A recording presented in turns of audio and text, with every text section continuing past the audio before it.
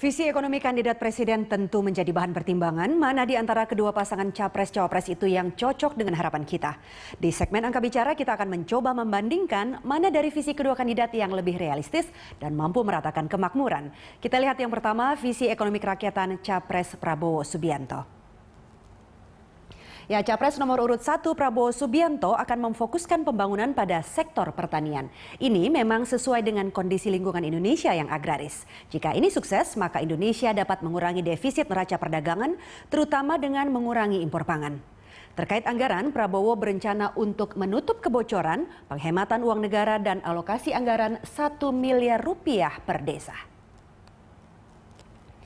Prabowo menargetkan pendapatan penduduk menjadi rata-rata 6 juta rupiah per bulan.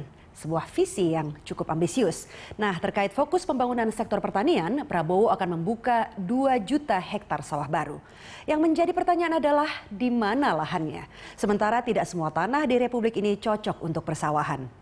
Kemudian Prabowo akan membangun 4.000 km jalur kereta api, membentuk bank khusus untuk tani dan nelayan, dan juga menggalakkan kembali program keluarga berencana. Bagaimana dengan Jokowi?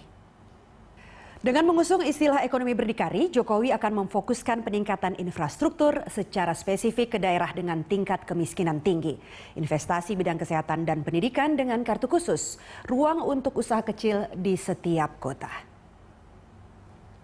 Pemerataan ekonomi dengan pembangunan berbasis koperasi dan usaha kecil, reformasi birokrasi, menghidupkan kembali keluarga berencana, dan juga mengembangkan infrastruktur serta transportasi laut dan kereta api. Visi ekonomi yang menarik, namun sayang kedua kandidat capres tidak menjelaskan secara gamblang bagaimana visi mereka terwujud, termasuk anggaran yang dibutuhkan.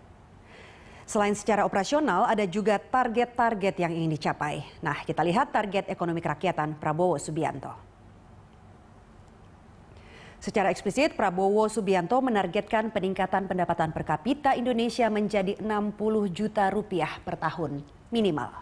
Artinya peningkatan hingga hampir 2 kali dari pendapatan per kapita saat ini yang hanya sekitar 36,5 juta rupiah.